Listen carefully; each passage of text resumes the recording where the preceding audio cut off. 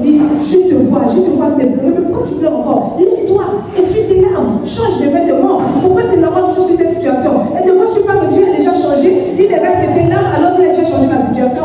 C'est l'ange qui est venu féliciter Marie. Alors que Marie avait honte de cette grossesse, honte. L'ange est venu lui dire que je te salue Marie, pleine de grâce. Tes entrailles sont bénies. C'est l'ange qui est venu dire à Marie, tes entrailles sont bénies. Amen.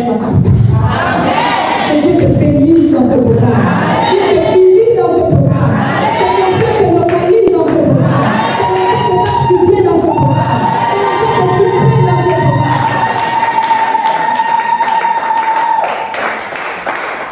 Gagne le grand combat de ta vie dans ce programme. Ne relâche pas, gagne un grand combat de ta vie. Sois en défi avec le monde des ténèbres. En défi même avec toi-même. Amen. Mets-toi en défi comme vous dites, là, cette année-ci, je gagne le plus grand combat de ma vie. Lorsque je rentre en 2024, je serai de célébrer. Célébrer. Amen. Merci Jésus. Nous sommes à la page 26 et nous parlons de la moisson de lutte. Le livre de Marc 11. Le lendemain, après qu'il fut sorti de Béthanie, Jésus eut faim. Apercevant de loin un figuier qui avait des feuilles, il alla voir s'il trouverait quelque chose. Et s'en étant approché, il ne trouva que des feuilles, car ce n'était pas la saison des figues.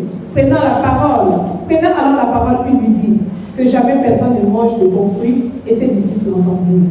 Que jamais personne ne mange de fruits, que jamais personne ne mange de bons fruits, que jamais. C'est-à-dire que la malédiction, lorsque vous lisez, vous arrêtez sur les mots, vous allez vous rendre compte que la malédiction est trop grave.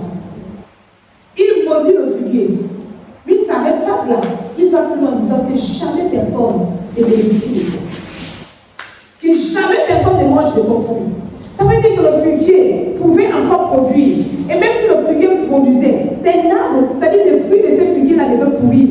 Quand les gens arrivent, tout est pourri. Et j'ai vu ça souvent quand on allait au champ, on allait au champ, en forêt avec les parents. Vous arrivez, le fait que les gens n'ont pas trop fréquenté l'endroit. Le manguier ou bien l'avocatier, encore l'arbre qui est là, a donné le fruit. Mais plus les gens n'ont pas trop fréquenté l'endroit, vous trouvez les fruits qui ont pourri. Qui a déjà eu cette expérience? Les fruits pourrissent.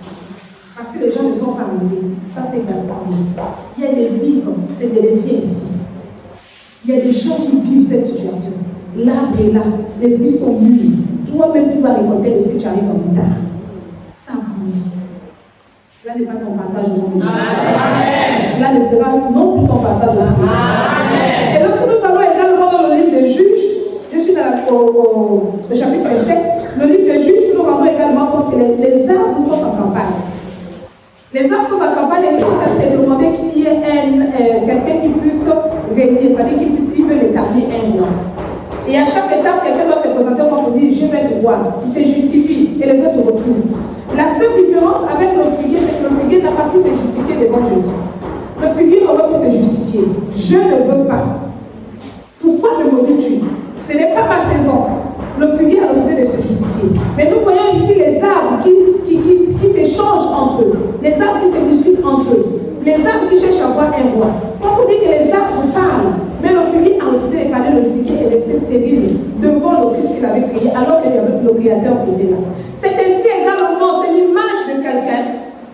C'est tellement pas ton image, c'est l'image de quelqu'un, une personne qui est au devant de la scène face à ses problèmes, mais qui ne peut pas les expliquer à Dieu. Qui traverse une situation, mais qui se retrouve avec une bouche fermée, qui ne peut pas l'expliquer à Dieu. Seigneur, je traverse cette situation. Seigneur, mes enfants n'apprennent pas bien. Seigneur, il y a telle situation dans ma famille. La personne a du mal à prier. La personne a du mal à parler à Dieu. Elle se confie à personne. Elle reste là. C'est la situation que le figuier a connue. C'est que Dieu aurait souhaité, c'est que le figuier se défende, que le figuier dise un peu, ah, ce n'est pas de ma faute. J'aurais souhaité produire, mais j'ai été confronté au temps, j'ai été confronté à la saison, j'ai été confronté au soleil, j'ai été confronté à la pluie, j'ai été confronté à les jaloux. Les gens venaient tellement couper, prendre des feuilles, prendre des troncs, faire des fétiches avec. J'ai été confronté, c'est pourquoi il n'y a rien. Ce n'est pas de ma faute. Le figuier s'est tué. C'est ainsi également, nous nous tenons dans nos problèmes. C'est-à-dire que tu traverses des problèmes, au lieu de prier, au lieu de chercher la face de Dieu, tu laisses la vie de dire, si Dieu me connaît, qu'il vient te trouver. Dieu nous a donné la bouche pour parler. Donne-moi la main. Dieu nous a donné la bouche pour parler. Dieu nous a donné la bouche pour se défendre. Tu dois plaider ta cause. Tu dois parler face aux esprits des familles. Tu dois parler face à la nouvelle saison. Tu dois parler face aux échecs que tu connais. Tu dois parler face à tes persécuteurs. Tu dois parler face aux mauvais songes. Tu dois parler face aux difficultés que tu traverses. Tu dois parler face à la maladie. Tu dois parler face à la cause de Dieu. Tu dois parler.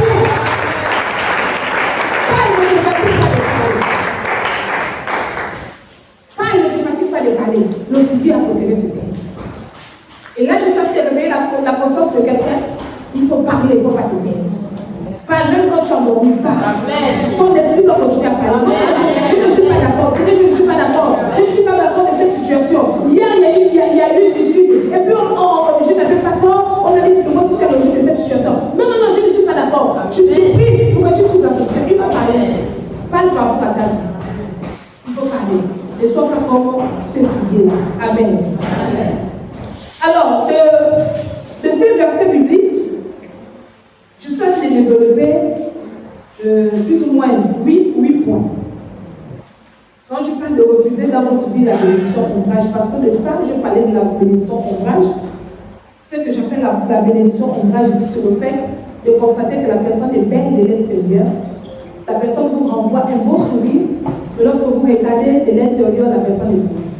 La bénédiction ombrage, c'est l'image également de Christ devant les pharisiens qui va leur dire vous ressemblez à ces tombeaux blanchis.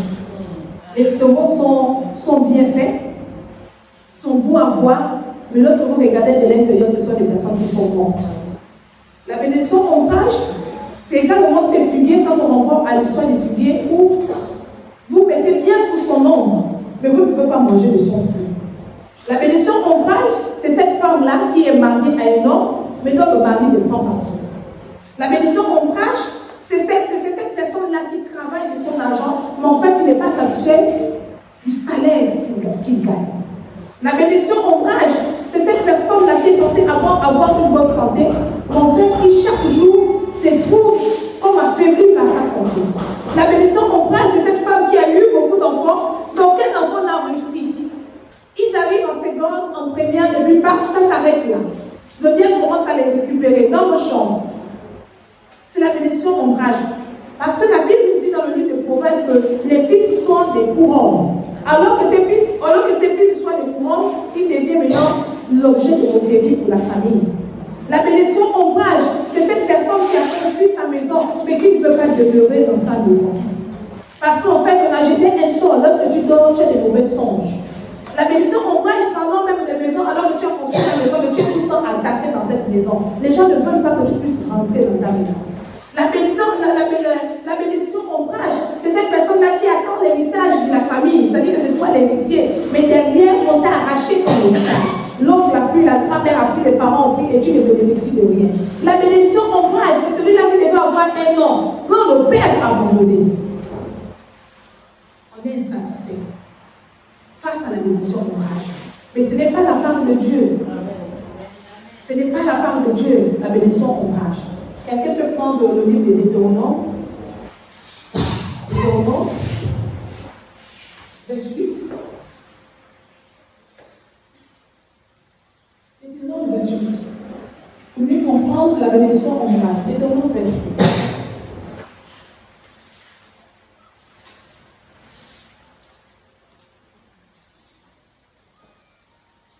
Deutéronome 28, nous dit quoi? Oui. 28 à partir du premier verset. Si tu obéis à la voix de l'Éternel, si tu obéis à la voix de l'Éternel, ton Dieu, en observant et en mettant en pratique, ces commandements que je te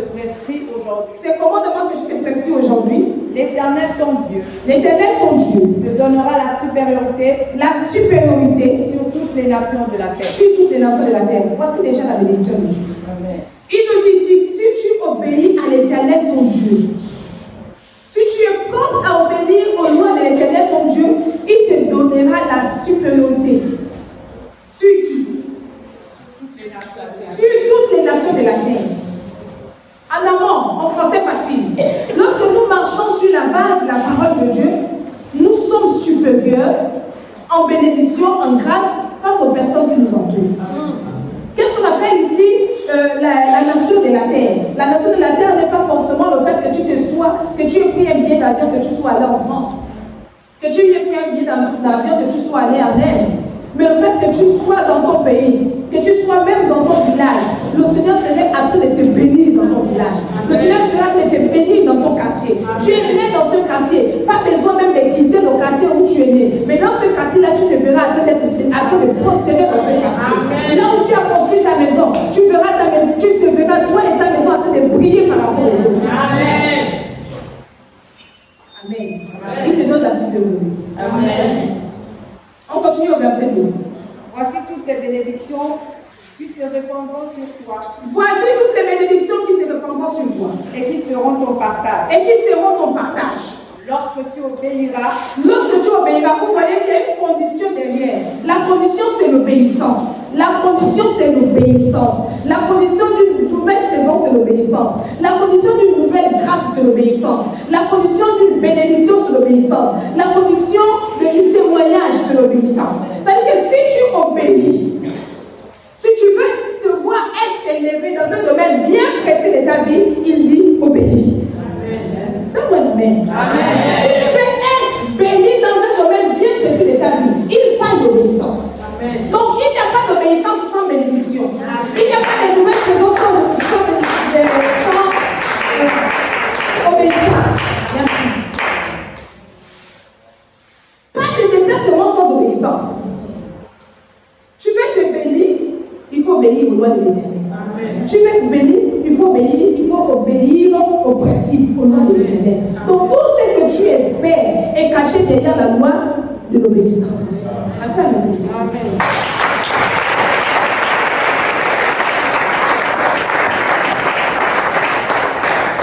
Tout ce que nous cherchons, nous parlons de saisir la saison de grâce. Donc tout ce que nous sommes en train de chercher dans cette nouvelle saison de grâce est caché derrière une loi, la loi de l'obéissance. Amen. Tu obéis, le Seigneur te fera du bien. Amen. Tu obéis, le Seigneur va te visiter. On continue avec le maître. Tu seras béni dans la ville. Première bénédiction. Il dit tu seras béni dans la ville. Il dit quoi? Tu seras béni dans la ville. Par la suite. Tu seras béni dans les champs. Tu seras béni dans les champs. Si tu obéis, c'est la condition. C'est-à-dire qu'en plus de la prière que vous faites, en plus du jeûne, il faut rentrer dans ce qu'on appelle l'obéissance à la loi de l'Éternel. Il n'y a pas de bénédiction sans obéissance. Amen. Est-ce que je parle à quelqu'un? Est-ce que ça t'écrit quelqu'un? Il n'y a pas d'obéissance, il n'y a pas de bénédiction, sans obéissance. Si tu n'obéis pas à la loi de Dieu, ne t'espère pas être béni. Il dit ici, tu seras béni dans les champs, tu seras béni dans la ville et tu seras béni dans les champs. Tu es dans quelle ville? Tu es dans quelle ville? Aidez-moi, vous êtes dans quelle ville? Est-ce que Port-Gentil est maudit? Non. Oui ou non? Non. La ville est comment? La ville de Port-Gentil est bénie. Donc si Dieu dit que tu seras béni dans la ville, alors que tu es dans la ville de Port-Gentil, juste à te proclamer la parole de Dieu sur toi. Lève ton instant. Alors que tu es dans la ville de Port-Gentil, je proclame au nom de Jésus que tu sois béni. Amen. Que les grâces qui sont accrochées à la ville de Port-Gentil soient ton partage. Amen. Bien. Les grâces accordées à la ville de Port-Gentil soient ton partage. Si Port-Gentil est béni, tu es béni. Si Port-Gentil est béni, tu es béni. Si Port-Gentil est béni, tu es béni. Si tu es Port-Gentil, tu es béni. La grâce de Port-Gentil est ton partage. La vie de Port-Gentil est ton partage. Les personnes de Port-Gentil est ton partage. La de Port-Gentil est ton partage. Je le déclare au nom de Jésus. Est-ce que tu peux acclamer le Seigneur?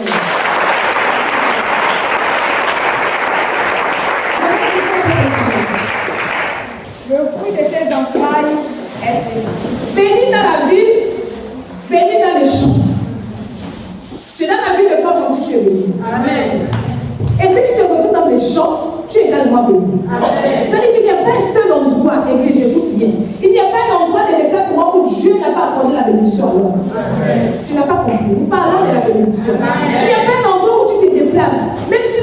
petit que Dieu ne te bénit pas. Tu te déplaces à un endroit, Dieu te bénit. En fait, tu marches sur l'atmosphère de la bénédiction. Tu marches sur l'atmosphère de la bénédiction. Bénis dans les villes, bénis dans les champs. Alors si tu es un homme de ville, que le Seigneur te bénisse. Si tu es un homme de champ, que le Seigneur te bénisse. Peu importe l'endroit où tu te trouves, saisis la grâce de Dieu. Ne dis pas que la ville est maudite. Ne dis pas que la ville est compliquée. Ne dis pas que dans la ville il n'y a pas de travail. Ne dis pas que dans la ville, là où je vais déposer mes dossiers, on ne me connaît pas. Commence à proclamer, commence à t'approprier. Parce que tu es béni dans les champs, tu es béni dans les villes. Mais il y a une condition. À une condition, l'obéissance. Voyez-vous, nous refusons l'obéissance pour rien. Nous refusons l'obéissance au principe de Dieu pour rien. Les bénédictions sont attachées à l'obéissance et l'obéissance est attachée à la bénédiction. Vous ne pouvez pas dissocier la bénédiction à l'obéissance. Celui qui va être béni doit marcher selon le principe de Dieu, c'est tout. Amen. On continue avec le reste. Les fruits de tes entrailles. Les fruits de tes entrailles. Le fruit de ton sol. Le fruit de ton sol, le fruit de tes entrailles sont bénis. C'est-à-dire que dans la maison de Dieu, il n'y a pas d'entrailles. Comment? Stériles. Merci. Dans la maison de Dieu, il n'y a pas d'entrailles stériles. C'est large. Quand on parle d'entrailles stériles, il n'y a pas que la maternité. Amen. Tout ce que vous touchez est censé produire. Amen. Ce que vos mains touchent, ce que vos mains touchent, censé apporter des résultats. Amen. Le fruit de vos entrailles sont bénis. Le sol est béni. Votre maison est bénie. C'est pourquoi j'ouvre cette parenthèse-là. Lorsque vous êtes dans une maison, vous avez construit, vous êtes dans votre maison, ou vous louez dans une maison. Je crois qu'il y a une période, je sais quand, on a eu le temps de prier pour les maisons que les gens habitent. Il y a eu plusieurs témoignages. Lorsque vous êtes dans une maison, chaque année, chaque nouvelle saison, il faut posséder cette maison. Amen. Il faut posséder, même si vous avez construit cette maison de vos propres mains, il faut posséder. Il faut retourner le sol de votre maison pour que ça produise. Tout comme les parents, lorsqu'ils vont dans les champs, ils retournent le sol pour planter. Vous devez également retourner le sol de votre maison pour que ça produise. Retourner les murs de vos maisons pour que ça fleurisse. Un jour, on louait quelque part, il y a des gens qui me suivent sur YouTube, je ne dis pas où. Et dans cette maison, il va arriver on va avoir des insomnies dans cette maison. Le sommeil est vraiment troublé. En plus du sommeil troublé, j'entendais des bruits bizarres par la tuyauterie. Des bruits bizarres. Genre un serpent qui passait. Et chaque fois que je me disais à moi, ça fait non, mais cette maison est bizarre, mais personne ne me croyait en fait. Et de là, ça va faire une chute. Il va se donner une petite cicatrice ici. Lucas arrive également, se blesse. Lucas doit avoir une petite cicatrice. Donc on se rend compte qu'il n'y a pas de marche et les enfants se blessent facilement. Alors lorsque nous étions à Chassagne, c'est que la maison était haute, personne ne s'est blessé. C'est pas normal. Oh, on a commencé à prier, je commence à réclamer le sol de cette maison. Je vous assure que de là où nous étions, le propriétaire est venu nous sortir le matin, autour de 5h, 6h du matin, la vie sortait. J'ai des deux filles qui nous sortaient. On sortait nos biens de la maison comme ça devant le propriétaire. Donc on sortait nos biens comme ça. Elle nous a chassés. Pourquoi? Parce que j'ai voulu comprendre à quoi ressemblait cette maison. J'ai voulu comprendre pourquoi le bruit dans les jours. J'ai voulu comprendre. Le Seigneur m'a ouvert les yeux. En fait, c'est un serpent que je voyais qui rentrait, qui sortait là-dedans. Et le matin, elle arrive, elle a posé la question à Chancel. Vous n'avez rien vu? Le serpent là, vous le voyez, mais quel serpent? Chancel dit, mais quel serpent? Le serpent là, vous n'avez rien vu, mais quel serpent? Non, c'est bon. En fait, non, vous savez, il y a des maisons, lorsque vous entrez, vous apportez. Il y a des sols, lorsque vous construisez, si vous n'avez pas dédicacé le sol à Dieu, vous allez mourir. Il y a des quartiers, lorsque vous partez d'un quartier à un autre quartier, si vous n'avez pas les yeux pour comprendre quelle est l'atmosphère qui mine ce quartier-là, vous allez détruire votre progéniture. Amen.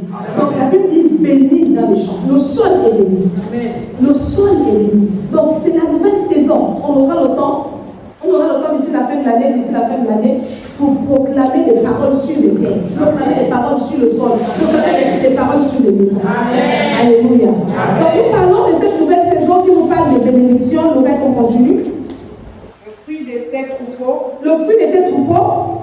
Les portées de ton gros et ton menu Les bétail. portées de ton gros et ton menu bétail. Donc, le regard de Dieu va même juste sur les animaux que vous gardez. Regardez comment la bénédiction de Dieu est grande. En plus de vous bénir, d'avoir le regard sur la vie, dans les champs, dans votre vie, il a l'intérêt même sur les animaux que vous gardez. C'est-à-dire que celui qui élève un chien, le Seigneur aime votre chien. Celui qui élève les vaches, le Seigneur aime les vaches. Celui qui élève les moutons, le Seigneur aime les moutons. Celui qui élève les poules, le Seigneur aime votre poule. Il dit votre bétail est béni. Amen. Donc la bénédiction de Dieu, la nouvelle saison que nous cherchons, n'est pas que financière. Elle est dimensionnelle. Amen. Il y a certains, comme je le disais en amont, qui vont te chercher de l'argent. On dit, dans cette saison, je vais saisir de l'argent. Tu fais bien de saisir des finances. Quelqu'un me dit, je vais avoir une bonne santé. Parce que je suis tout le temps malade et je sens qu'avec cette santé, je ne peux pas bien servir le Seigneur. Une autre personne va se lever et vous dire, j'entends que le Seigneur bénisse les enfants. Quelqu'un d'autre dira, Seigneur, je vais exercer le ministère dans une autre dimension. Est-ce que vous voyez? Donc c'est une saison qui appelle les grâces à chaque niveau selon le besoin des personnes. Et elle a saisi. Alléluia. Nous gardons Deutéronome 28. Merci, Lorette. Nous gardons Deutéronome 28 et nous revenons à la bénédiction ombrage. J'ai ouvert la Bible pour vous montrer ce que Dieu donne, la part que Dieu donne, les grâces que Dieu accorde sous la base de ce qu'on appelle l'obéissance à sa parole. Et ici, je vais t'expliquer ce qu'on appelle la bénédiction ombrage au travers de ces 8 points. Le premier, c'était accepter les miettes alors que la moisson est grande. Béni dans les villes, béni dans les champs. Logiquement, tu dois pas prendre des miettes. Vous asseoir sur un confort alors que Dieu veut vous donner un peu plus. 3. Ne pas chasser les vendeurs des tables dans vos vies. Nous avons vu ça mercredi dernier. 4. Posséder un héritage et arriver en retard pour le temps de partage. Le jeune Samuel n'était pas le seul fils spirituel d'Élie, le sacrificateur. Il y avait également des enfants biologiques qui servaient l'Éternel. Mais il fut le seul qui était à l'heure, sinon au rendez-vous du ministère du char. Un Samuel. Le sacrificateur a eu plusieurs enfants. Mais lorsque nous lisons les Écritures, nous allons nous rendre compte que c'est celui qui l'a adopté, qui a été obéissant au principe de Dieu, qui a succédé au trône de Samuel. Donc il y a des personnes qui peuvent posséder l'héritage, mais Dieu vous a accordé l'héritage, le monde des ténèbres va vous arracher l'héritage. Nous prenons cet exemple visible où les gens discutent le testament. Nous prenons cet exemple où le père va mourir, où la mère meurt et puis laisse une terre. Et le plus malin va arracher la maison aux frères. Ceux qui sont peureux vont dire, moi je ne peux plus aller m'installer sur cette terre parce qu'il y a des fétiches, parce que pour plusieurs raisons, je ne dors pas bien, depuis que je suis rentrée dans cette maison, je ne me sens pas bien. Tu as raison, mais ce que tu dis, c'est que c'est ton héritage. Plusieurs d'entre nous, ou bien plusieurs d'entre vous, avaient quitté les terrains de famille. Parce qu'en fait, la sorcellerie vous réclame. Parce qu'en fait, le grand-père, quelque part, pratique la sorcellerie. Mais parce qu'il y a quelqu'un, quelque part, qui veut s'accaparer de ton héritage, et lorsqu'il te montre des gestes qui sont bizarres, tu te dis non, je ne peux pas rester sur cette terrain, tu as mon autre héritage. C'est le diable qui te vole. La Bible dit tu es béni dans les champs, tu es béni dans la ville. Le fruit de tes entrailles est béni. Si Dieu t'a donné un héritage, n'accepte pas que quelqu'un t'arrache l'héritage. Aussi petit que ça soit, tu dois posséder ton héritage. Amen. Je dis, travailler sans se réjouir du fruit de sa sueur. Travailler sans se réjouir du fruit de sa sueur. Tu as de l'argent, mais tu ne sais même pas là où ça va. Tu as de l'argent, mais tu es la personne qui vit de prêts d'intérêt. Tu parles de prêt en prêt. Et quand l'argent arrive, tu ne fais que rembourser les dettes. Tu ne sais pas comment vivre. Tu ne peux pas te réjouir ainsi de ta sueur. La Bible dit que l'homme mangera à la sueur de son front. Ça, c'est une bénédiction ombrage. C'est-à-dire qu'on t'a réjoui du travail, tu as un travail, tu as de l'argent, mais lorsque tu vas toucher cet argent, tu ne fais rien avec ça. Tu n'arrives même pas à payer ton loyer avec. Tu n'arrives même pas à remplir ton congélateur avec. Tu n'arrives même pas à t'acheter des habits avec. Qu'est-ce qui ne va pas? Et pourquoi tu es bien payé? Et pourtant tu as un peu d'argent. Cet argent te permet que tu puisses vivre aisément. Mais bien, tu ne fais rien avec cet argent. Qu'est-ce qui ne va pas? C'est la bénédiction ombrage. J'ai eu une vision, je vais faire le nom de la personne ici.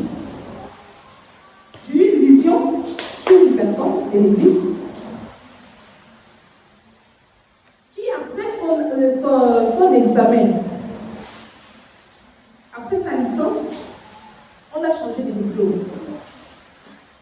On n'a pas donné le diplôme spirituel, mais on a donné un faux diplôme. Aujourd'hui, elle travaille avec ce faux diplôme. Donc le poste qu'elle a n'est pas son poste à cause de ce diplôme. Et clairement, je pouvais entendre le Seigneur me dire, tu vois, on a volé lorsqu'on a passé sa licence. Et c'est une personne qui est riche, mais le diplôme qu'elle a ne permet pas qu'elle puisse être riche. Ça, c'est la bénédiction en âge. Souvent, nous disons, je n'arrive pas à voir le travail qu'il faut, parce qu'en fait, le marché est saturé. Non, le monde des ténèbres va échanger le diplôme, et c'est notre diplôme avec lequel tu travailles, n'est pas ton diplôme. Donc, on t'amène comme dans le contentement. Ah, si elle cherche trop, elle va nous découvrir. Permettons qu'elle ait quelque chose. Permettons qu'elle se marie. Permettons qu'elle travaille. Permettons qu'elle fasse un petit champ. Parce que si on la prive de tout, elle va finir par nous découvrir. Donc, permettons qu'elle ait un petit travail. Donc, quand tu travailles, tu dis, Seigneur, je te bénis parce que tu m'as donné le travail. Ce n'est pas ce travail que Dieu t'a donné. C'est l'ennemi qui t'a imposé ce travail. Tu mérites mieux que ce que tu as. J'ai été troublée par cette vision. Il y a des postes que le diable a imposé des gens. Il y a des travails que le diable a imposé des gens qui n'ont pas été donnés par Dieu. Il y a des gens qui possèdent en main des fausses clés. C'est-à-dire spirituellement, le diable te donne des mauvaises clés pour ouvrir les portes, des mauvaises portes. Qui te dit ça? Tu te dis que tu possèdes les clés de ta maison, les clés de la grâce ou de la bénédiction, mais les clés que tu possèdes ne sont pas des bonnes clés, ce sont des fausses clés. Donc tu vas ouvrir les clés de la porte, mais quand tu vas ouvrir la porte que tu ouvres, c'est la porte où se trouvent les serpents de ta famille. Tu vas ouvrir la porte que tu vas ouvrir, c'est là où se trouvent les hôtels de ta famille. Tu vas ouvrir la porte que tu vas ouvrir, c'est là où se trouvent les ennemis de ta vie. En fait, chaque porte que tu ouvres n'est pas une bonne porte, c'est une mauvaise porte. Parce que tu possèdes la main des mauvaises clés. Quelqu'un déclare avec moi, au nom de Jésus. Au nom de Jésus. Déclare bien au nom de Jésus. Au nom de Jésus. Je me débarrasse. De faux diplômes. Tu ne déclares pas bien, c'est pour toi, c'est pour toi bien. Au nom de Jésus. Au nom de Jésus. Je me débarrasse. De la fausse identité. Le pouvoir du nom de Jésus. Je sais te dire que c'est pour ton bien. Tu ne déclares pas pour moi. Par le pouvoir du nom de Jésus. Je me débarrasse. De mauvaises clés. Je jette tout ça les clés. Au nom puissant de Jésus. À partir de ce jour, je n'utiliserai plus ce trousseau. Il en soit ainsi. Amen. Est-ce que tu peux prendre un décret dans ta vie? Je vais t'inviter à prendre un décret. Le décret que je t'invite à prendre, c'est le sortir de la bénédiction en page. Amen. Déclare avec moi par le pouvoir du nom de Jésus. Je sors de cette bénédiction en page. Je sors de ce confort. Je sors de cette situation. Je sors de ce qui me retient. Ce n'est pas ma part. Alors, je prends en séjour un décret dans ma vie. Est-ce que tu peux acclamer les mains?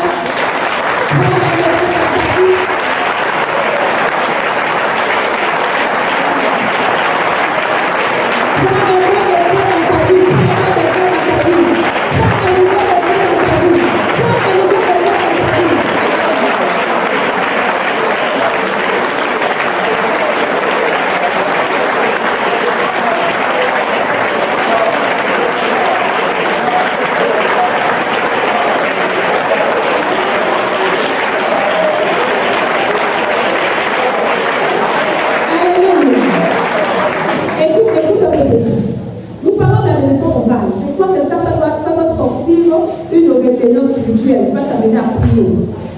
La Bible nous dit dans le livre d'Esther qu'Esther est reine. Mais Esther n'a pas le droit de voir le roi si ce n'est que lui qui appelle Esther. Donc son oncle Mardochée ici va s'énerver parce que la situation le dépasse. Il va dire à Esther, mais pourquoi tu ne fais pas pour nous face au roi? Esther avait une bénédiction morale. Elle est mariée, mais elle ne peut pas être à côté de son mari. Elle est reine, mais elle ne prend aucune décision. Lorsque Esther, c'est-à-dire qu'elle va constater que Mardochée n'a pas fait comme elle avait le cerveau, Esther ce jour réalise qu'elle vivait une bénédiction en rage. Je suis la femme du roi, mais je ne peux pas parler au roi. Mon peuple est en train de mourir.